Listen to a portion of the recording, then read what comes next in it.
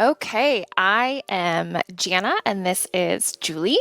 And we are with Big Gold Belt Media as well as the Nerds Awaken podcast. So, whether you are watching the video or listening to the audio on our podcast later, we are here to talk all about the Netflix series Bridgerton Season 3, Part 2. We did a video for the first 4 episodes of Part 1 last month, so feel free to go catch up on that. And now we're here to break down the last 4 episodes of Part 2. There was so much that happened. So much. So much. A little too much.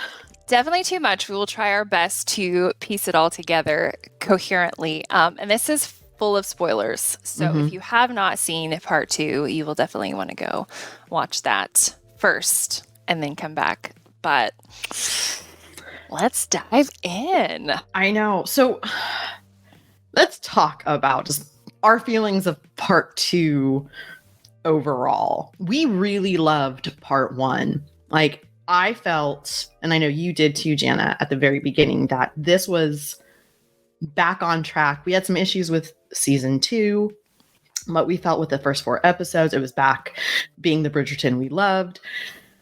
And then Part 2 happened. And it felt like Part 2 lost all the momentum.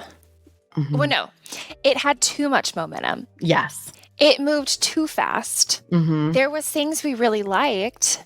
Oh, yeah. But even the things we liked, it's like there was no time for this. No, none. Like when we were making the notes for this episode and trying to keep track of all the characters and their storylines, it's like 4 pages. Oh my we have gosh. 4 pages of what happened. And I feel like Part 2 really lost sight of our main couple. Colin. And that was the saddest part. Yeah.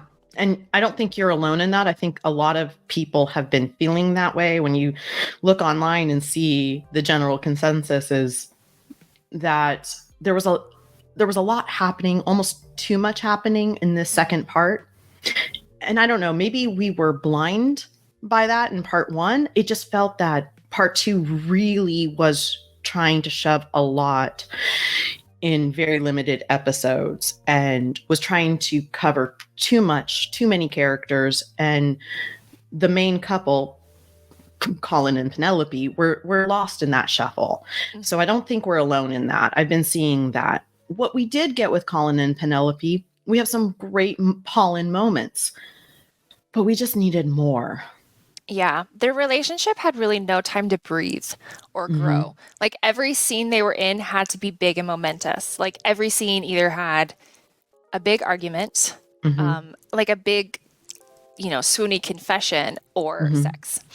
And it just felt rushed. Like they felt like just members of an ensemble cast instead of the star couple. And so things that happened didn't feel earned. Right. Because I'm like, how did your relationship get here? Because it had to have just all happened off screen because we didn't see it. Right. And Colin's big, beautiful speeches to Penelope about how much he admires her. It was like, when? When did you come to these conclusions? We were not able to see it. It just, you had to get these speeches out, but we spent so little time with them that none of it really felt earned. Right. In Season 1 and in Season 2 of Bridgerton, no matter what you thought of those previous seasons, there was always this monumental speech that was particularly given by the male characters. Duke of Hastings, when talking to the Queen about his love for Daphne, Anthony, when talking to Kate and essentially confesses his desire for her. And those speeches stayed with you long after the episode ended, and they were quoted and you saw them on social media. I felt like we didn't have that. Now that we finished Part 2, I cannot tell you one memorable speech Colin made in regards to Penelope. I can't recall any of it. Because it was just kind of tucked in with 15 other storylines and cuts to Benedict's threesome. And we'll talk about that. We'll get there. We didn't just get one threesome this season. We got two. Benedict's endless threesome. Yes. But let's start with, we actually liked how episode 5 opened up, which is we left it with episode 4, which was the break for part 1, which, Colin proposed to Penelope. Like you said, Jana, was that necessarily well earned? I don't think so, but here we are. And there's this beautiful, it's very much this cinematic slow motion. We get it from Penelope's point of view. You had like her heavy breathing, her heartbeat, like everything was kind of slowed down and surreal. And like you felt like you were in Penelope's shoes, just her shock and just this, like, is this real? Like, what is happening? And that was very well done. And it was kind of, it reflected how we were feeling. Like, wait, this is happening now? Okay, I guess we're jumping right in. But the funny thing is, Colin doesn't go immediately to the Featherington house. Colin goes to the Bridgerton house and makes his announcement. Which, like, in Regency times, I'm like, you gotta ask the family for her hand. And for Portia to find out, like, not only did they go to the Bridgertons first, but Penelope had time to go home, write an entire Whistledown. An entire Whistledown, like, get it to the printers, get it printed, and hand it out to the town. Yes. But there was no chance for them to say, "Hey, Mom, we're engaged." She found out in Lady Whistledown.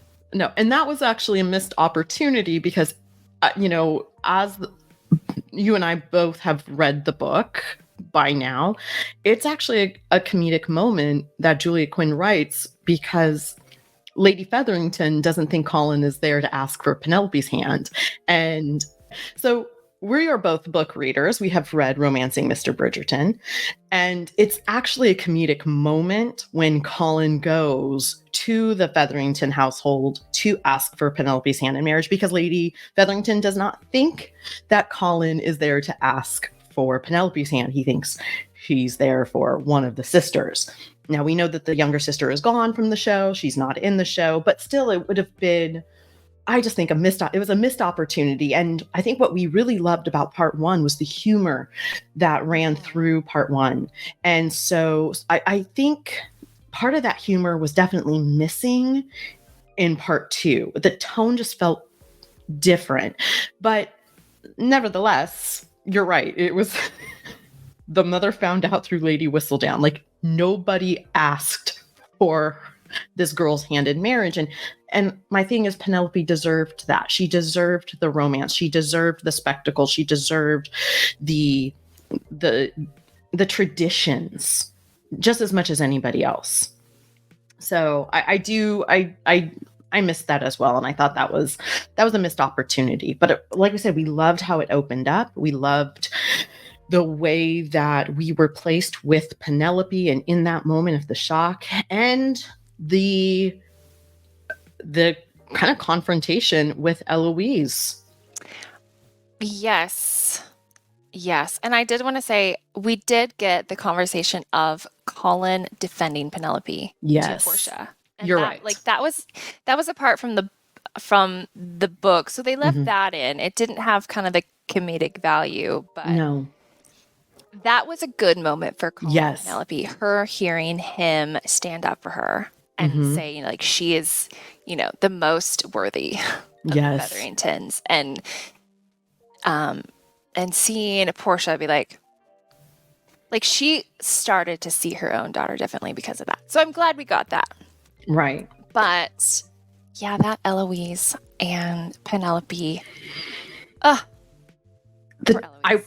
I will say I loved their tension. I loved their moments together.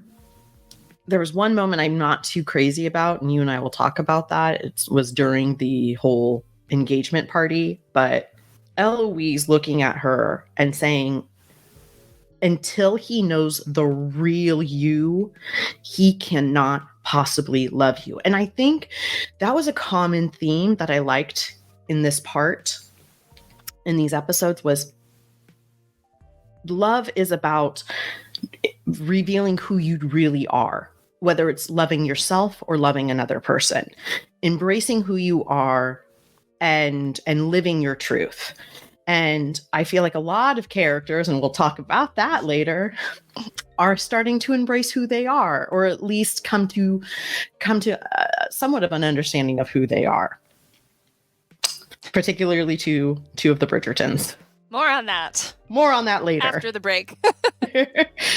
But I mean, she's right. Eloise is right in that sense of how can somebody truly love you if they don't know who the real you is? And this knowledge of, you have to let him know you are Lady Whistledown. You have to. You can't keep this up any longer. Mm-hmm. Yeah, Eloise is dealing with a lot. Like, knowing Penelope is Lady Whistledown has been hard. And then kind of what felt like the dual betrayal of her brother not telling her. Right. You know, them showing just showing up engaged. Right. Like, she feels betrayed by her best friend. She feels betrayed by her brother. But also wants to protect them both. You know? Right. Like, you have to tell him, she's saying, okay, you guys are going to be together. You need to be together the right way. Mm-hmm. So it was, and like, Penelope and Eloise have such great chemistry as friends that any scene together with them is so great. Right. And in that sense, what she said this, like, when she talks to Colin, because she eventually later on in the season, she and Colin finally have the discussion once he does find out she's Lady Whistledown, and he actually confronts Eloise, like, did you know?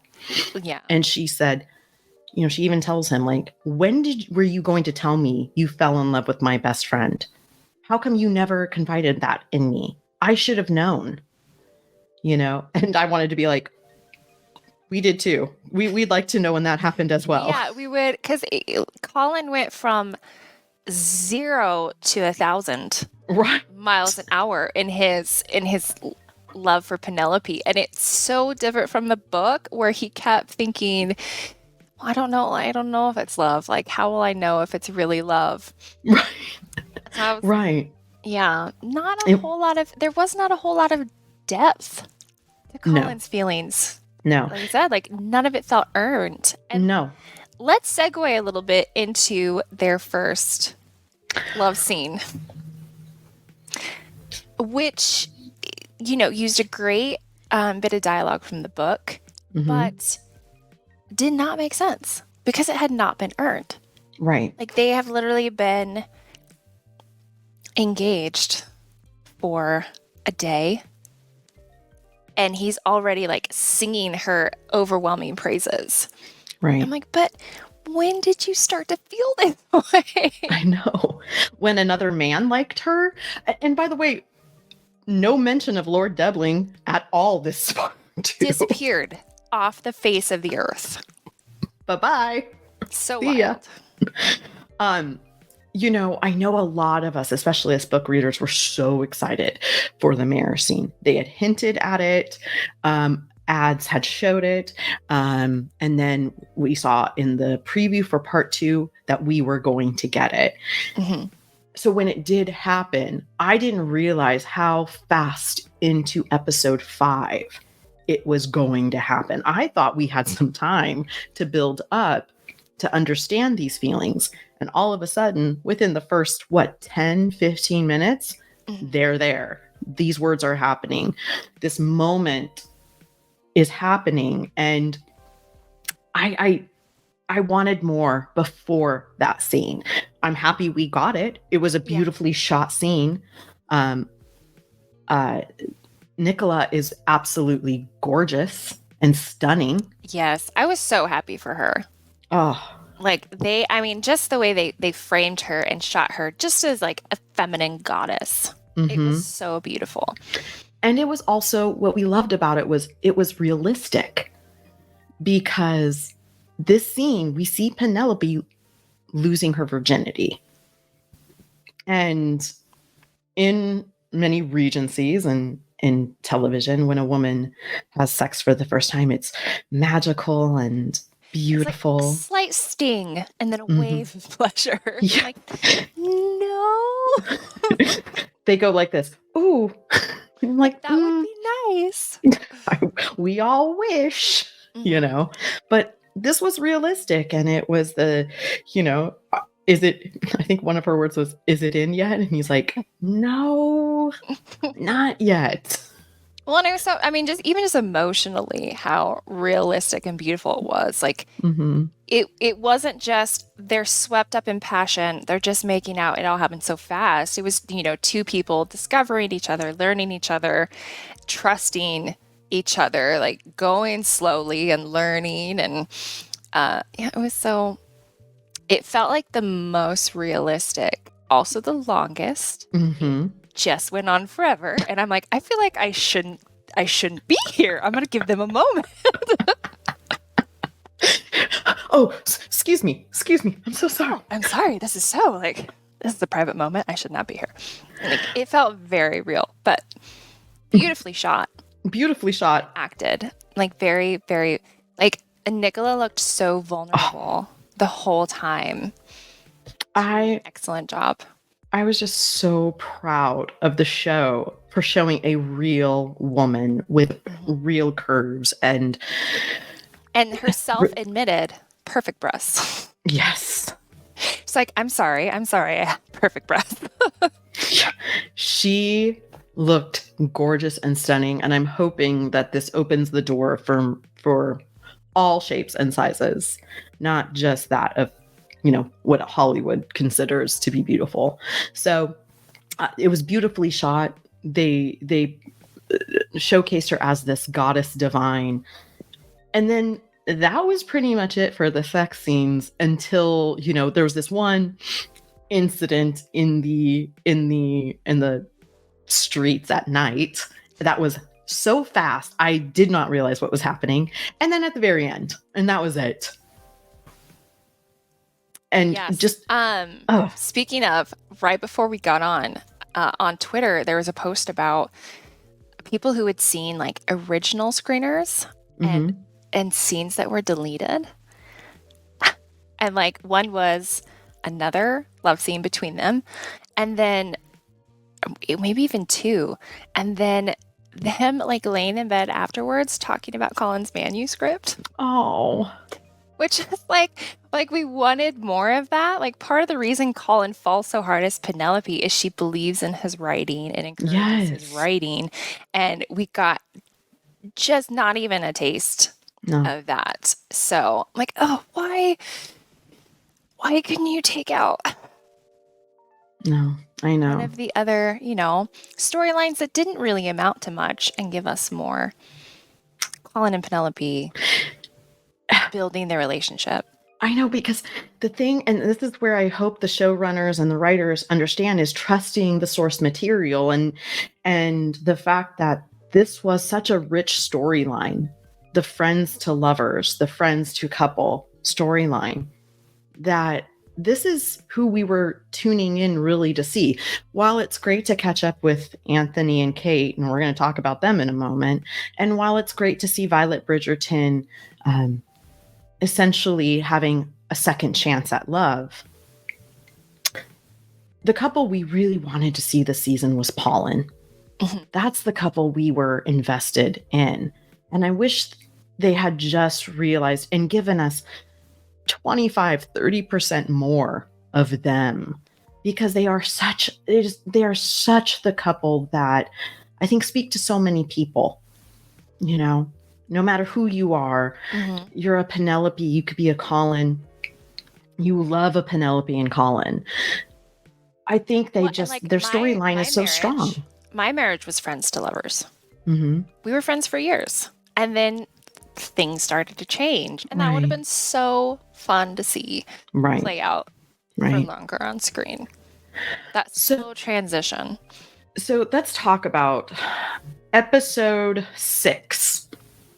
Ends with this moment that is eye-opening, shocking, and that is Colin finds out. He follows Penelope, which we didn't even know, which is from the book. He does follow Penelope to a darkened alleyway or darkened street in England or in London. And he finds out, he hears everything, and he realizes, he comes to the conclusion, she is Lady Whistledown. That moment in episode 6 where he confronts her, I loved it. And that was a perfect end to that episode. Mm-hmm. Then we move on to episode 7, and it's the continuation of that confrontation. And it just was so rushed. It needed more anger in it, mm-hmm. and passion. Yes, and Colin's sense of betrayal. Mm-hmm. Like, he's angry, he spits out a few lines, and then it's like, I'll never forgive you. Yeah. Stomps off. Like, that should have been such a much bigger scene. Right. We're still getting married. I'm a man of my honor. And then they don't talk to each other. Yeah. For several more scenes. And then they're getting married. Yeah. The wedding was beautiful, by the way. I loved her dress. I loved how it was shot. She looked gorgeous. She did look gorgeous. Insanely beautiful. Right. There was, this sense of the stress between them, the strain between them. I wish they had played that up more, and the biting back and forth. I kind of wanted to see that a little bit more if this was the route they were going to take, which it is. I just didn't. It was just more of the physical distance of both of them, and I love that both mothers noticed it. Like, what is going on here? Shouldn't they be talking more? Mm-hmm. But the wedding breakfast, which I now want a wedding breakfast. I'm like, right? What a good idea. Morning wedding brunch. But we did not get a wedding night, which, okay. Neither did they. Yeah. Colin was on the settee. Yes. But I did love the dance where he danced with his wife, and he, in the middle of the day, at the wedding breakfast. And I don't know about you, but I thought this was so Pride and Prejudice 2005 for me. Very heavy-handedly Pride and Prejudice, but I still loved it. I know, which is the dance, and then as they were dancing, everybody disappeared, and it was just the two of them in that ballroom. And like I said, they gave us these moments that made us go, here it is. Here's the Colin that we love. And then it's fleeting. So, it was a beautiful connection. And for Colin, realizing he loves this woman, he is very angry at her. It'll take some work for them to work through this issue, but he's still absolutely smitten. He is. Can we talk a little bit about Colin's attempt to rescue Penelope from Cressida and how that fell utterly flat for me? I'm so sorry. Yes. So in the book, Penelope immediately tells Colin, I'm being blackmailed.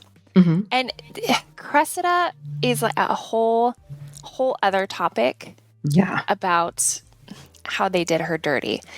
But as in the book, Cressida blackmails Penelope for slightly better reasons. Right. This time, she wants to escape her miserable life. And quite honestly, I don't blame her. No. Did she take the right course? No. Mm-mm. But she was raised by an ice queen, the devil. And so it makes sense that she turned out the way she did. Right. But in the book, Colin swoops in and he's like, I'm going to take care of this. I'm going to take care of you. And the show decided to really do the exact opposite, where Colin tries, fails miserably. That conversation with Cressida was really good in that it helped Colin realize what an accomplishment Lady Whistledown was, and how brilliant Penelope is, even though she's flawed, even though she's made mistakes. That's kind of his oh, that's his awakening. Like, Penelope's actually amazing. She's an amazing writer. She has this amazing accomplishment. So that was important.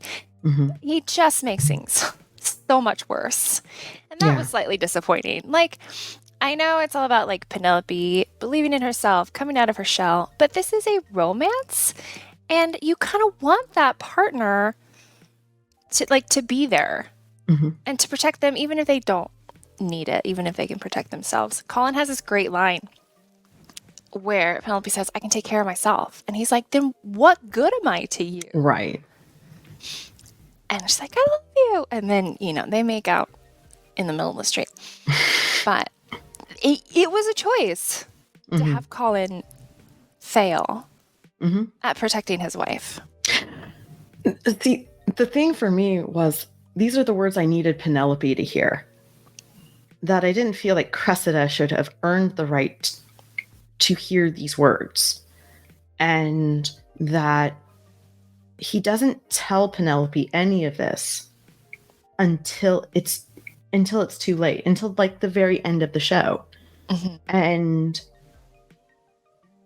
this notion that he's trying to get Cressida to empathize, and he actually says to her, can't you understand, this is a family, don't you want a family? And I'm like, she does not have the family you have.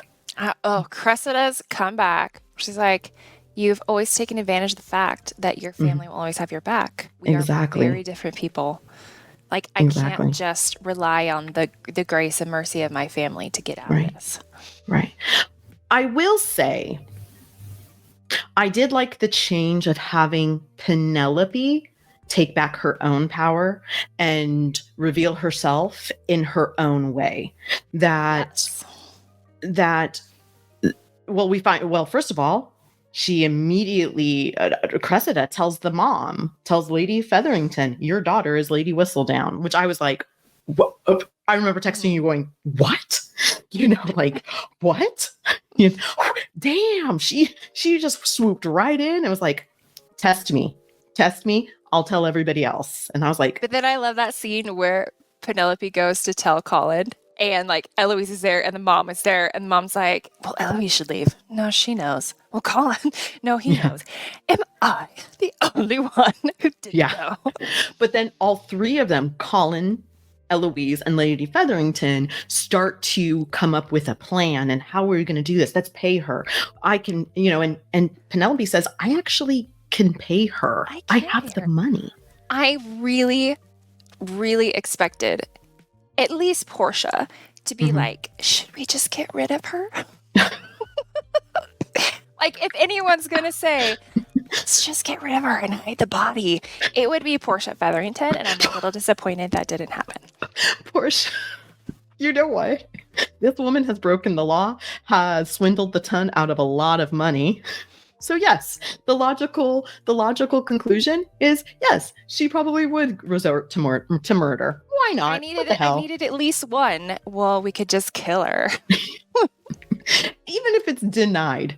Even if they say, it should have been brought up. It should have been brought up. But I was watching that scene, and to watch Penelope sitting there and just realize, like, look at them. I'm still the wallflower.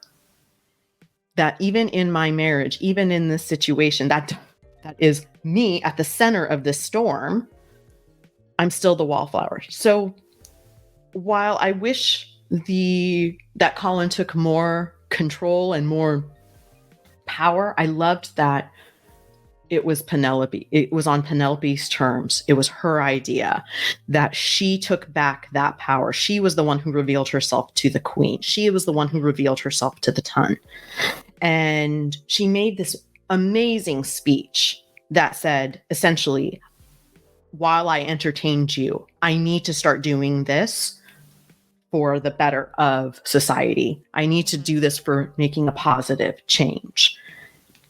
My one issue with that speech at the end. Where was Colin? Where was Colin? Like, she is in the center of a full ballroom of probably angry people because they just found out she's the one been writing all the trash about them. Colin is nowhere to be found. Like, No. we don't get a shot of him looking concerned. We don't get a shot of him looking proud that she is at the center of attention and handling herself. Even when the speech is done, she is back on the wall. Literally, her Like, sister. it's her sister. Her sister. Release the bugs. Nana Barley, the bugs. And while we get the analogy of the butterfly emerging from the cocoon and being free, and that is Penelope, Colin should have been there. Should have been by her side. Yes.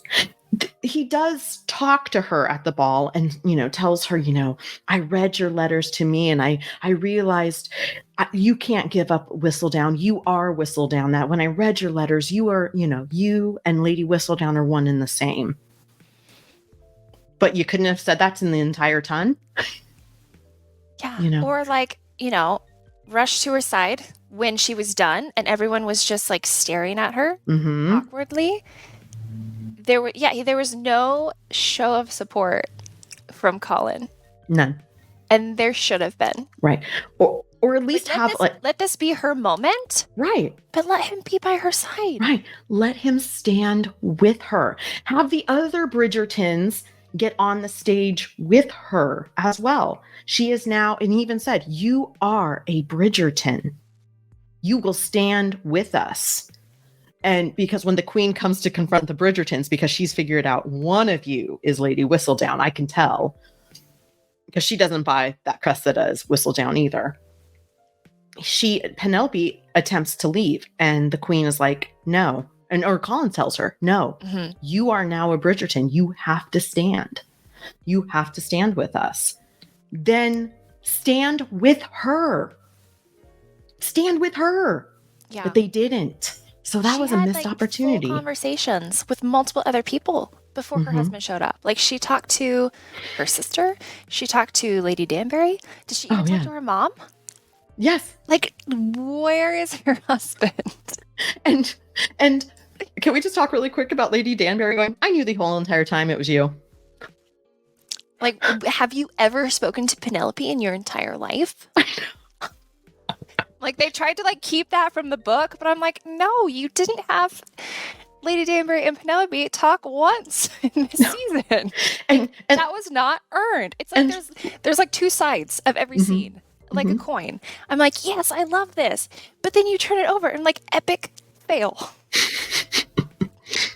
When did Lady Danbury figure this out that she was Whistledown? Because she was so busy this season focused on essentially cock blocking her brother from Violet Bridgerton. Okay. And her whole reason was, I knew Lady Whistledown was someone who cared about the Bridgertons as much as I did. Okay. All right. If you say so. You deserve a detective agency then. There's your spinoff. There's your Bridgerton spinoff. Oh, Lady D's female detective agency. Yes. It will fill the hole that Miss Scarlet and the Duke. Miss Scarlet and the Duke left. So apparently she figured it out. But no, we get this beautiful speech by Colin just to Penelope about, I knew, you and Lady Whistledown are one and the same, because Penelope's whole point this season is, I do not want to let go of Lady Whistledown. That is her voice. Right. That it's understanding who you are and what is your power. And I loved that line from the modiste when she is telling her essentially tomorrow I'm getting married and that's it. Lady Whistledown is done. And the modiste says to her, there is no such thing as true love without first embracing your true self. And I thought, there it is. And she embraced her true self. But the fact that it came from everybody but Colin. I know. So, like we said, there were great scenes with this couple, but the quickness and the fact that there was so much happening this season, it just was like this whiplash of, and you got these tastes and then it was gone. And you're like, wait, what happened? Great things, too rushed. And then you immediately leave to cut to Benedict's threesome, and like all emotional power is lost. Right. I did love the last scene with all the sisters with their babies. Penelope has had the newest little Lord Featherington. Yeah. Colin has his book published. Like they're one big happy family, and I loved that. And we definitely needed it. And they like kiss in front of the window, and that was beautiful. But there was a lot missing. Yeah. Along the journey. Well, since we're speaking about the end, we see essentially Penelope is still writing as Lady Whistledown, and we get to hear that beautiful voice of Julie Andrews narrate. Maybe for the last time. So let me ask you this, because at some point, the voice morphs from Julie Andrews to Nicola, and it is now the true voice. And instead of signing yours truly, Lady Whistledown, it is yours truly, Penelope Bridgerton. What did you make of that conclusion? That there's still going to be Lady Whistledown, but it's going to be Penelope Bridgerton's voice. This is something I was really curious about. And I even made a TikTok about it saying, how is the show going to move away from Lady Whistledown? Because she is such an integral part of the structure. Her voiceovers, you know, her narrating everything. It felt like they couldn't really get rid of Whistledown. And in the book, spoiler, Penelope retires because she'd been Whistledown for like 12 years at that point. She retires. She starts writing novels. I didn't feel like the show could do that. No. But also I'm like, are they going to have Penelope not reveal herself to society? So I feel like they handled it pretty well. Right. She reveals herself, kind of revamps things, but is still writing, is still putting out Lady Whistledown. I do wonder about further seasons. Like, is Julie Andrews gone? Which breaks my heart because Julie Andrews is the grandmother of my soul. So I would love her to still be there, but will Nicola kind of take over that function? Will she open up every episode? Will it be her narrating? But I mean, I was okay with the way they handled it. I was. I hope they bring Julie Andrews back because, like Colin said, you and Lady Whistledown are one and the same. And the voice that voice always existed inside Penelope. Lady Whistledown's voice always was there. And so I hope that they continue with Julie Andrews and continue with that writing voice.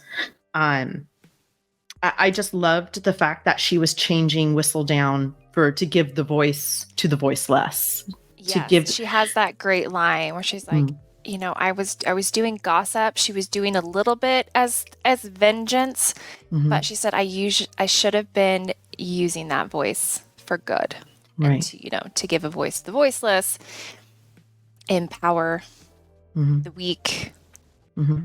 And it was the queen who was like, everyone likes a little gossip. I know. Continue. Well, and Lady Danbury has that great line. The queen is like, well, you could have checkmated me. And she's like, but then the game would be over.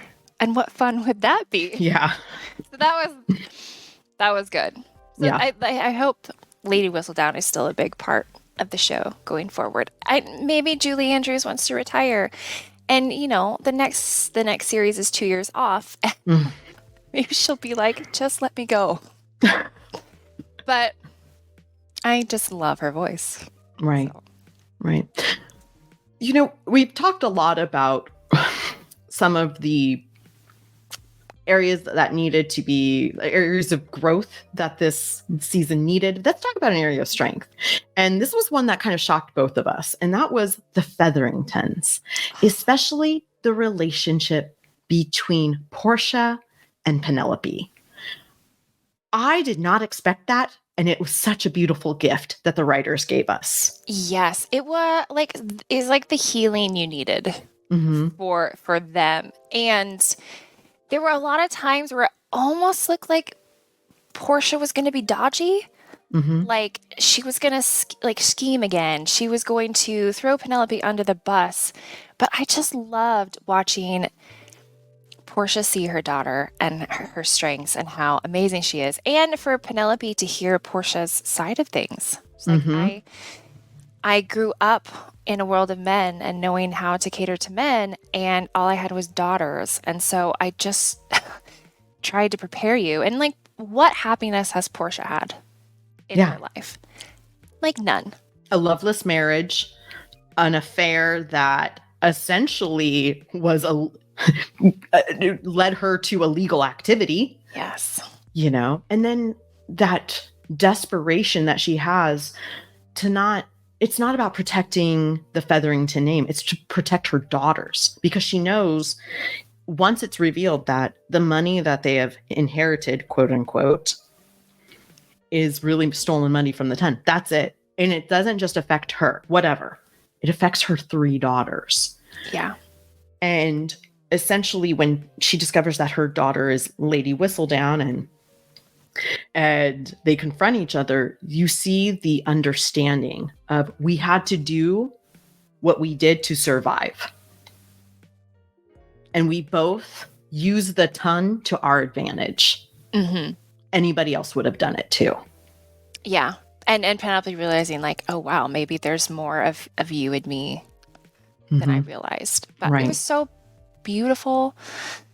And, you know, the sisters stopping, like they weren't hideously awful like they were in previous seasons. Pregnancy softened them.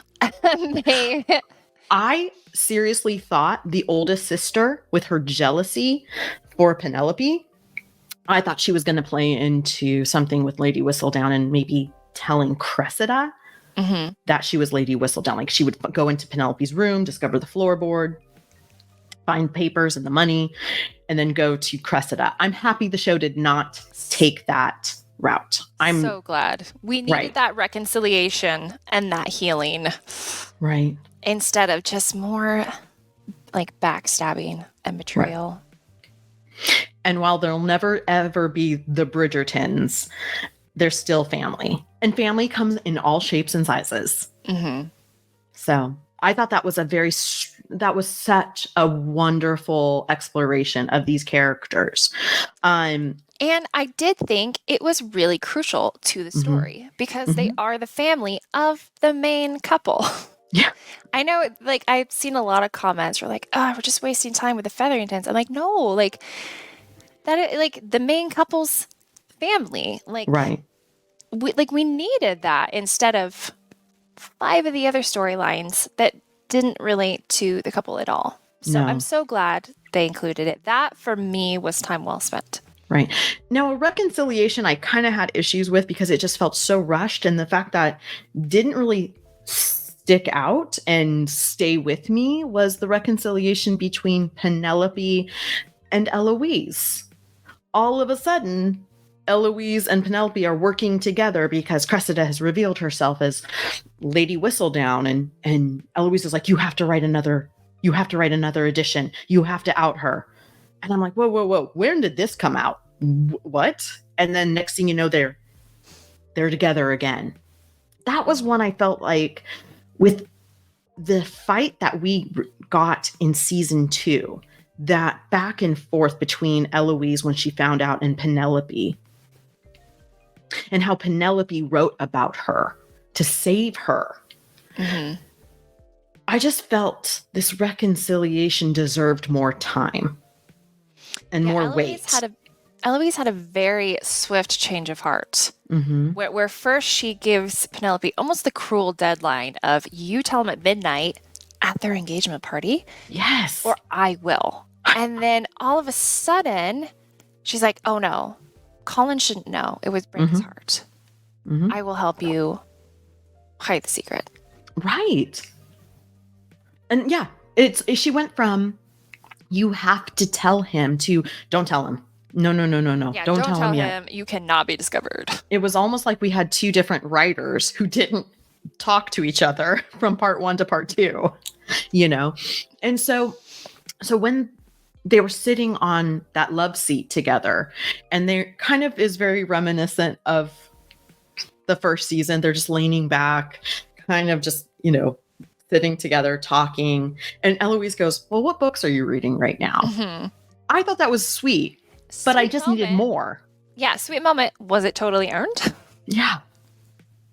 Did they really come to a conclusion with each other? Did they really truly understand each other in the end? Yeah. And did Eloise truly appreciate how important Whistledown was to Penelope, like Colin did? Because initially she's like, it's just gossip, Pen. And Pen being like, no, it's not just gossip. It's my voice. Right. To which I think Eloise would have appreciated that as somebody who is trying to find her way, her voice, her place, aside from the tons rules and the rigidity of it. So I thought that could have been explored more. But Eloise is off to Scotland with her sister. Also, it gave me whiplash how quickly Eloise dropped Cressida. Yeah. I'm like, yes, Cressida does some bad things, but like Eloise was her first friend who liked her, and Eloise dropped her, and like Penelope did way worse to Eloise. I know. And they're besties again. I know. Cressida was like opening up to someone, being vulnerable, like revealing how terrible her life was. And Eloise is just like, oh, sucks to be you.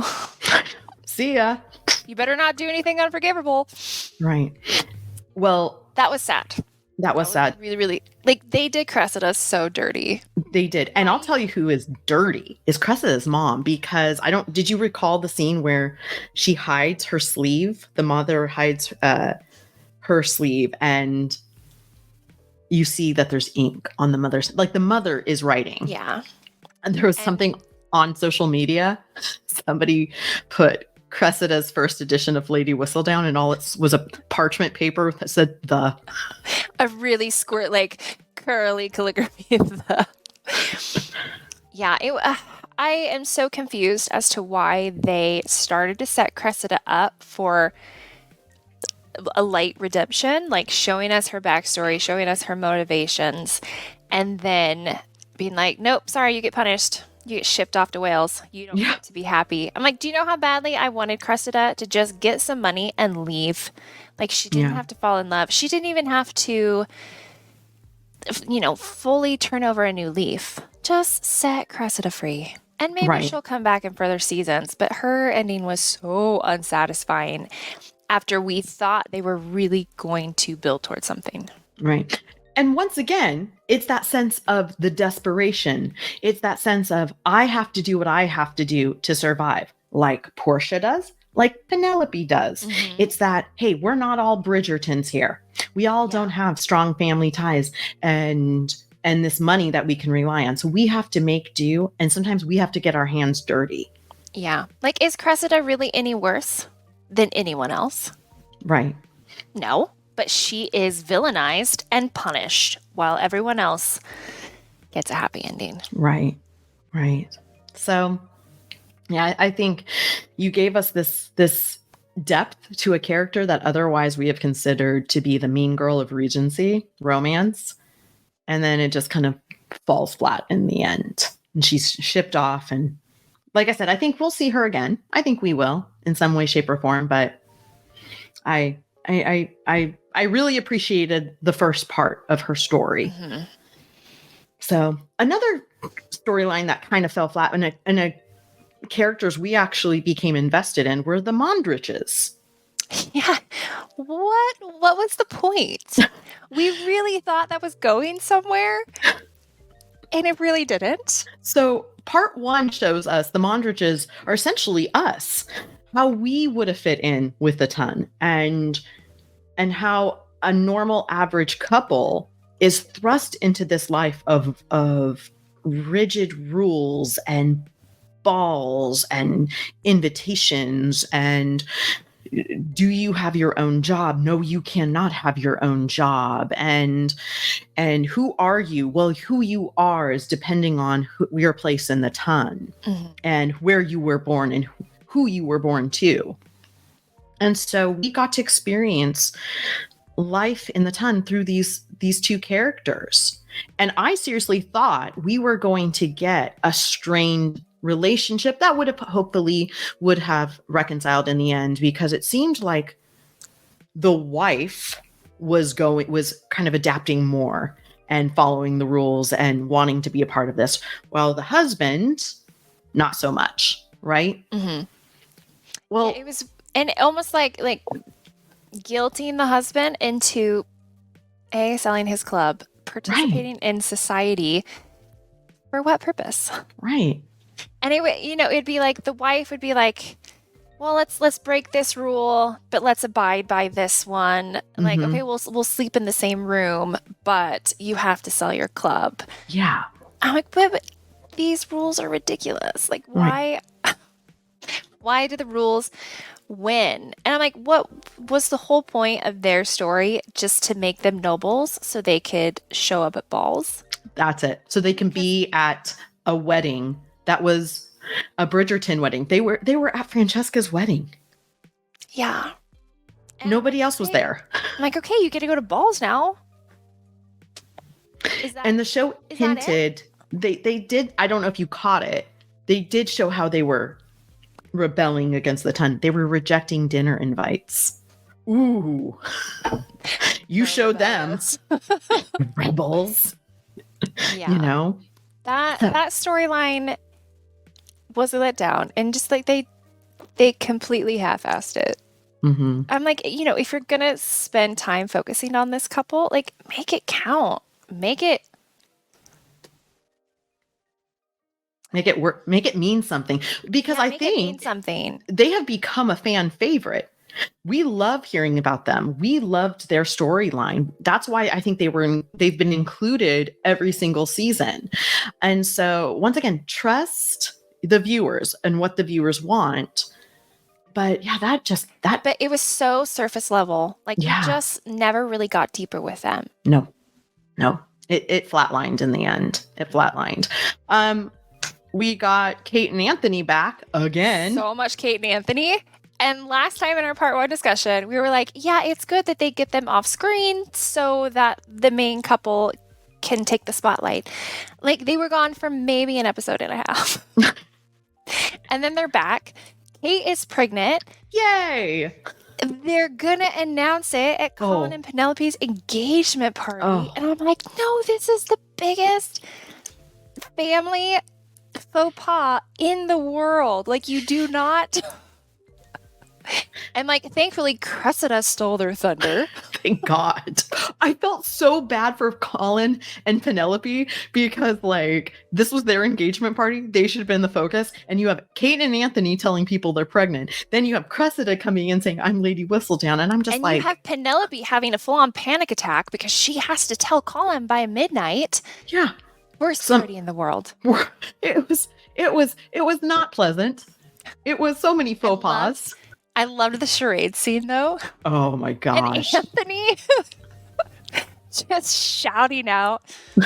Obviously wrong guesses. That was cute. But yeah, worst party in the world. Right. But so they come back this part, but they're really the only reason why they come back. And it's because they are there to serve the purpose of giving advice to Colin, reminding Colin what true love is. And people make mistakes. You love somebody through their mistakes. You love somebody through their secrets. Marriage is hard work, no matter what Anthony says.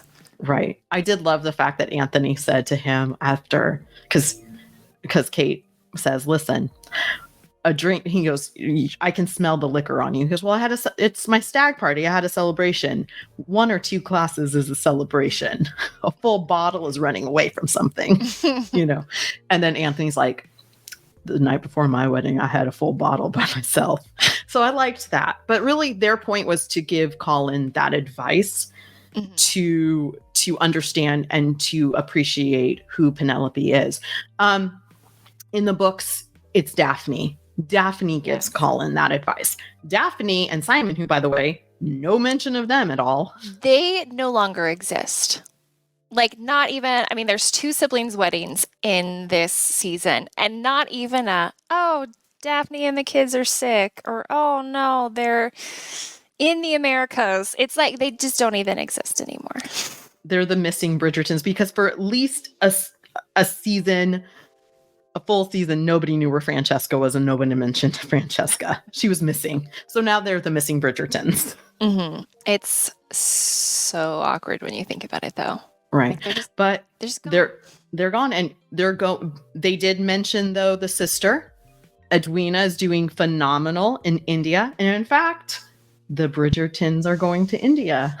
Gianna, you had an issue with this. Here's where I'm like, Anthony Bridgerton, who watched his mother almost die in labor, is that man really going to take his visibly showing pregnant wife? She has to be at least 4 to 5 months pregnant. Mm-hmm. He's going to take her on a 4-month, I looked it up, a 4-month ship journey to India. You go like around the Horn of Africa, like pirates, storms, monsoons. That man is going to take his pregnant wife, where like the baby could very easily be born on a ship. Would you want to be a pregnant woman on a ship for 4 months? Nope. No. And then it's 4 months there. Let's say she has the baby. Are you going to do that return trip with a newborn? Yeah. Or like, are they odd. just going to be gone? Is the head of the family just going to be gone for years? And leaving now Benedict, the head of the family, because Colin was supposed to ask Benedict for the money. Benedict, by the way, who's off having threesomes. That man can't be bothered to do anything but have threesomes. To explore himself. So yeah, that was, I was like, oh, okay. Like, Bye again, Anthony and Kate. I loved the sentiment of it, where Yes. he really values Kate's background and Kate's history and wants their child to experience that. I love that sentiment. Practically, it does not work at all. No. And it's just like, oh, well, you guys came in and then you left. Yeah. And maybe it's going to explain why maybe they just don't appear in the next season because they're in India. But I was like, as a woman who has been pregnant, no, thank you. Well, another Bridgerton we see who is having a second chance is Lady Bridgerton. So Violet Bridgerton is going to date. She is going to be courted by Marcus, Lady Danbury's brother. By the way, I'm still confused why Lady Danbury and Marcus had a falling out. There's something about he told on her when she ran away. When he was 10, she tried to run away before her wedding, and he alerted their father. And she is still mad about it. 50 years later. 50 years later, like she still hates him. Okay, here is my theory. Mm-hmm. This storyline was fine. I am happy for Mama Bridgerton. I am so glad Agatha and Violet addressed the elephant in the room. Yes. That elephant being that Lady Danbury had an affair with her father. Yes. It was just the right amount of, we acknowledge it. We're still best friends. Mm-hmm. I love you. Yeah. However, I feel like this entire storyline would have worked better in Queen Charlotte. Yeah. Because Agatha and Violet were already kind of main characters for that. It was a great story. We just didn't have time for it. Well, it was not necessary to this story. Right. It relied better somewhere else. It relied on you having to watch Queen Charlotte, which I'm sure if you're tuning into Bridgerton, you tuned into Queen Charlotte. But who's to say? I can't say that for everybody. So there was the shot at the very end of that scene where it's the crown the father made her. Remember, it was the crown that he said, I made for a special friend who needs this. I did like the reconciliation between them. Yeah. How because there was that tension that was kind of underlying between them throughout this season. But I loved how they both said, I love you more than anything, essentially. Yes. And so I'm with you, though, that would have probably played a little bit better in Queen Charlotte. I didn't mind it, though, in this, and we get to see an older woman have a second chance at love that it's not over for her. And by the way, that was a kind of a running theme through this, was that Violet Bridgerton has had this love, this this notion of this is what love should be. It should be, you can't think, it's quick, it's powerful, which is what she had with her If you aren't husband. forgetting your own name, Right. it's not love. It's not love. And here she is getting the second chance. She didn't think she was going to have it. So, and by the way, he is so handsome. He is pretty. Okay, when he ate the biscuit, I was like, oh, like mother, like daughter. Because in season 1, when Daphne's watching Simon lick the spoon and she's just staring, I was like, oh, okay. So She still feels things. She still feels things. She still feels them. So I'm hoping that with this 2-year hiatus, they develop that storyline. Okay. All right. So we have that, but then we got to move on. We have to talk about the 2 Bridgertons. Now, when we previewed these episodes, they only gave us, for part 2 episodes out of the 4. Yes, they stopped. We only saw episode 5 and 6. That's it. So we had to watch 7 and 8 in real time with everyone else on June 13th. And there's a reason why they did that, because not 1, but 2 major reveals happened. 1 we kind of expected, but we expected We expected it in season 1. In season 1, and it would have played better in season 1. The other one made my mouth drop to the ground, and we'll talk about that one in a second. Let's start with Benedict. Mm-hmm. So for the longest time, a lot of us have been saying, make Benedict queer. He is exploring himself. He is definitely one who is trying to find his way in this society, and just his storyline just made for this transition into being different and embracing your true self. We wanted that in season 1. We fully expected it in season 1. And then season 2, just there was no mention. None. And you're like, oh, okay, maybe they moved away from that. Yeah, okay. And then you get it back this season. Right. Personally, I feel like Benedict had way more chemistry with the people in season 1. Yep. I don't know. Paul just had weird vibes. Yes. I didn't feel the chemistry. Are they gonna beat Benedict up and rob him or something? The vibes were weirder. Mm-hmm. I don't know. I still don't get why Benedict was enticed by Paul. I could understand why he was enticed by the couple from season 1. Mm-hmm. They're artists. They're encouraging him to go beyond himself. Yeah. And Benedict feels so lost in this season. Yes. Paul is saying oh, what do you do? He's like, he doesn't paint anymore. Benedict doesn't paint. He just sleeps around and argues with his younger siblings. Mm-hmm. I feel like, okay, Benedict is learning more about himself and, discovering what he likes. But I feel like his life is also a mess and he's not happy. Right. I agree with you. No, I agree. And, I get what the show is trying to do.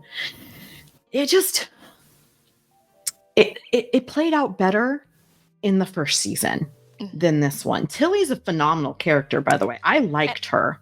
And I loved her scene with him where she's like, I have feelings for you. Mm-hmm. And he says, I just discovered this whole new side of myself. I want to get out there and play the field.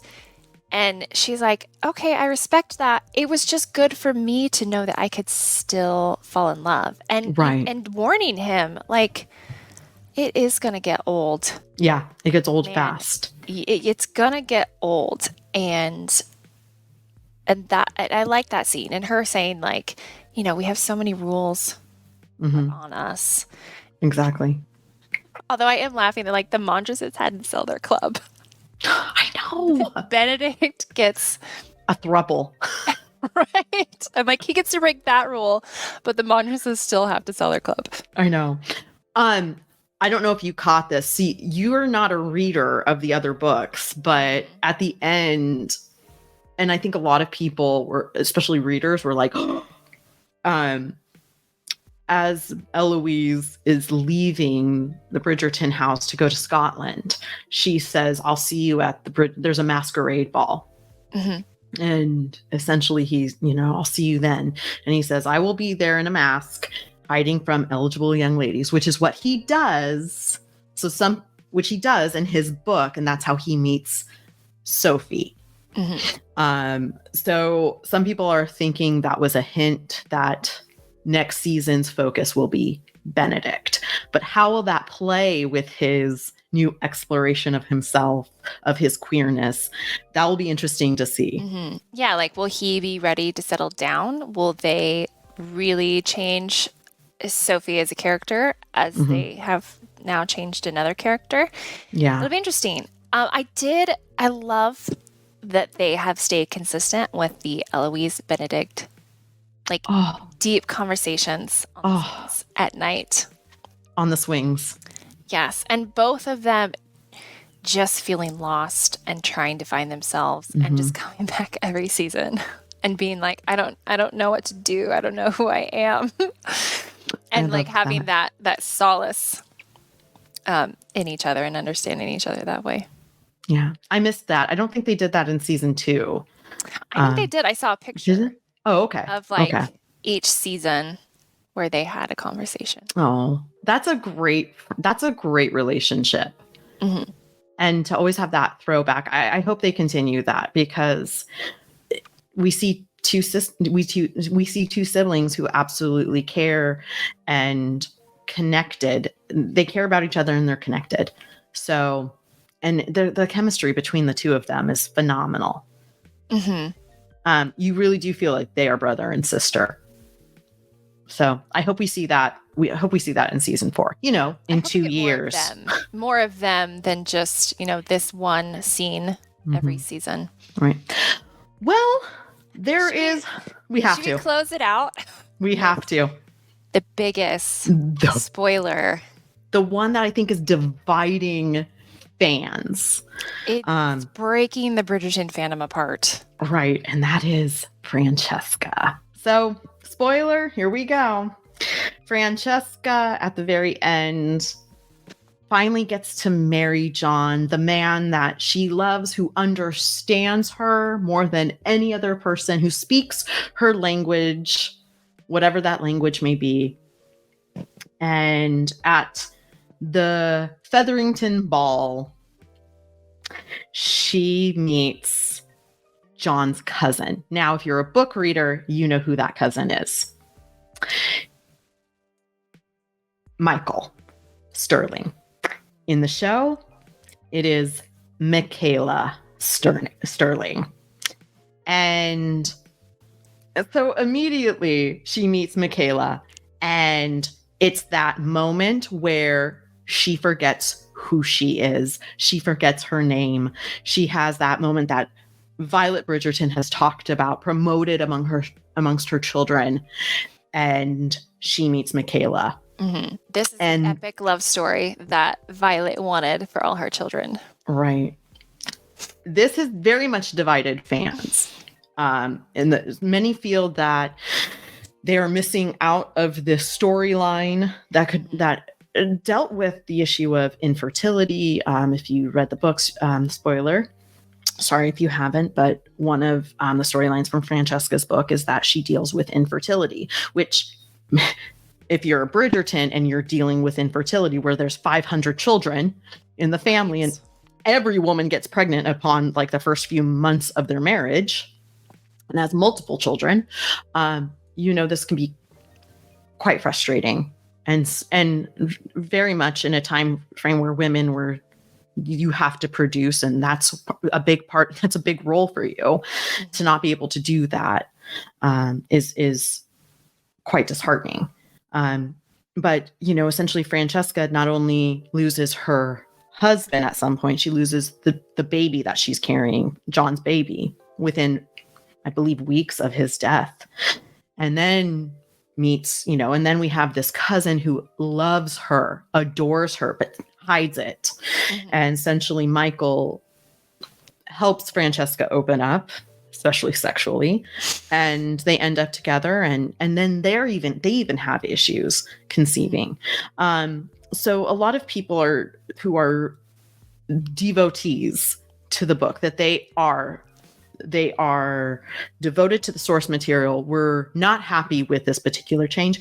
And yet we also then have those who are, hey, this Bridgerton is about embracing diversity. All means all. Mm-hmm. The inclusivity and representation. So, half the fandom is overjoyed, like the queer community, who are now going to see themselves represented in a way on screen, and to have it come out during Pride Month. And half the fandom is so excited. Half the fandom, book readers, devastated because they were emotionally attached to Michael, and now they are not going to get the love story that they were looking forward to. Unfortunately, a lot of them are on the internet being extremely harassing. Yes. To Julia Quinn, her Instagram is a trash fire. Right. Like I can understand both sides. You Yeah. know, like if I had a book where I was like, oh, I can't wait for this to get adapted, and then they really change the story fundamentally, I too would feel disappointed.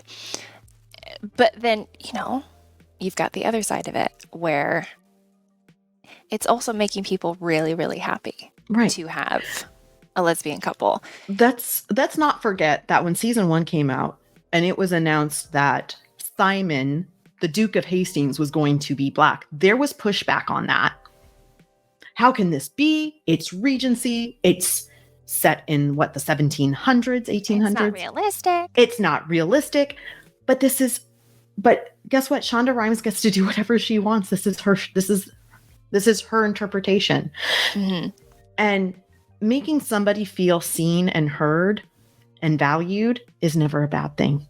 It isn't. It'll be interesting to see what they do with this because, can Francesca and Michaela live their life out loud and be accepted by the ton? It will be interesting to see how that plays about. So here is my issue. Right. I haven't read the book. Mm-hmm. I am also straight. So I'm really neither here nor there. Right. I don't like how they did it. Okay. And here's why. Francesca's arc this whole season is her fighting for this marriage, fighting for this love, and for her and John's love to be taken seriously by her mother. Francesca presents as very neurodivergent, and she found someone who understood her, who she was comfortable with. It wasn't this big, passionate experience, but even immediately, she was like, yes. She felt a connection. She felt that connection. She fought for it. She fought in front of the queen for it. This is what she wanted. And she got it. And within a day, she is in love with someone else. That big Bridgerton love that she was like, I don't need that. No. And it I don't know, it immediately made me feel icky. Yeah. I'm like, you just got married, this marriage that you fought so hard for, and it wiped out all of that. Yeah, I agree. Now, you're right. Pretty girl. I don't remember my own name. I'm in love. I'm like, girl, you just got married. So it almost smacks of emotional cheating already. Yeah. There's nothing. I would have rather have seen Michaela have that reaction, because you come upon her and you see her. There was that connection with John, and like I said, it was John spoke the language that no one else could speak for her. John understood her in a way no one else could understand. And the fact that the quiet Bridgerton, when the queen confronts everybody and says somebody's been hiding a secret, Francesca boldly steps forward and says, Yes. it's me. I want to marry this man. Yeah, I don't agree with anybody you set me up with. I would like to marry this man. And the queen's like, go for it. I don't care. That's not what I'm talking about. That was funny, by the way. That was pretty. I was like, oh, that was cute. And she did that which her mother could not do, right? Mm-hmm. And then it's that sense of we're going to live in Scotland together. I'm doing this for me. And having this all set up and having us even emotionally invested in her relationship with John. Mm-hmm. And to have it all of a sudden, like, it's all just of a sudden, like, it's not good enough. It's not good enough. Because she just met the love of her life. And like you said, like, so in the book, it's Michael who is secretly in love with her. Mm-hmm. It would have been one thing to have Michaela have that starstruck moment. And that lets you know, I'm like, oh, like, this is where this is going. And have Francesca be oblivious. Let her be blissfully wed for a while. Instead of that, her weird reaction to their first kiss. Like, oh. Yeah. Did you caught that too? Yeah. I'm like, no, it's like, you fought so hard for this. And it was all taken away within a day. Like, I do not begrudge Michaela and Francesca's future relationship. No. Not at all. But like I said, like, it just felt like you just got married. I know. Please don't fall in love with someone else. And that's it. It was it for the character growth or was it for shock value? Oh, it absolutely felt like it was for shock value. Right. They could have had John be like, oh, and like, my cousin Michaela will be joining us in Scotland. And even that would have been enough to tip off fans that it was going to be a gender bent Michael. But the shock valueness of it and how it felt like it just completely invalidated Francesca's whole arc was disappointing. Absolutely. I wish they had done that differently. Yeah, me too. But it does make, you know what? Was it a bold move? It was an absolute bold move. I wish they had taken that bold move with Benedict earlier. But you know, the fact is, this is a show that is, we said it before, we'll say it again. This is a show that is about representation and inclusivity. And so we are moving forward with that. And it just makes us think about what's next for Bridgerton. So we do have, it was announced, we have a 2-year hiatus. So we have no Bridgerton next year. 2 years to make 8 episodes. Right. The internet is aghast. Right. Now, in the past, we have focused solely on, there has been the main couple, the main focus. So first season was Daphne and Simon. Then it was Anthony and Kate. And they skipped a book and they focused on Colin and Penelope. Do you think that they're still going to kind of follow that? Because after this season, with so much focus being stretched thin and other storylines being explored, do you think that they're going to stick with the main couple, or do you feel like this particular season is starting to set up almost like the MO, for Bridgerton moving forward, where we're going to have, the books are going to be broken down into individual parts? I think they are going to start doubling up on couples. Like, I wouldn't be surprised if next season is Benedict and Sophie and Francesca and Michaela. It's just taking too long. And it's one thing to have a big break when it starts getting to like Gregory and Hyacinth's book, because they're going to have to probably recast those roles anyways. But you've got 3 adult couples to get through. Like, you got Eloise, Francesca, Benedict. Like, are you going to take 6 years to do that? Yeah. So I can see them doing that too. I'm with you on that. We've been spoiled the last 3 seasons. Well, not necessarily this season, but we've been spoiled, having a couple to focus on. So I think what we're seeing is, especially with a new showrunner, so I definitely think we are seeing a different type of storytelling in Bridgerton. And I'm wondering if fans are going to follow with that, or if some are going to be lost in the fray. For all the, little quibbles I had with season 2, we got so much time with Kate and Anthony. Yeah. The time that you really needed. And that was definitely a noticeable loss this season. So I'm like, yeah, okay, it makes sense for them to double up. Do I think it'll be good storytelling? I know. I don't know. We'll just have to see. They were to move it to 10 episodes or 12 episodes. That's what I was thinking, is instead of 8, we're stuck with this 8. Why not go into 10? This is what this show needed. This show needed 2 more episodes. Man, I would have even taken 1 more episode. 1 more. K-dramas are 16 one-hour episodes. You get more story than you know what to do with in K-dramas. So to have 8, it feels like everything is just going at breakneck speed. Yeah. Colin and Penelope deserved at least 10. They did. Their storyline deserved 10.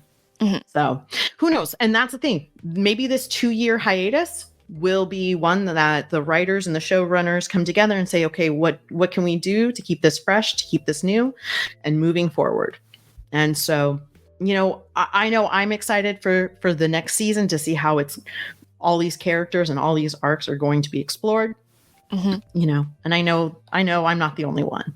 So, well, here's the deal. No matter what, it still had our attention. So we'll have 2 years to regroup. But thank you so much for joining us. My name is Julie. This is Jana. We are part of Big Gold Belt Media and The Nerds Awaken. Bridgerton Season 3 is streaming Part 1 and Part 2 right now on Netflix. Happy binging. Goodbye, everyone.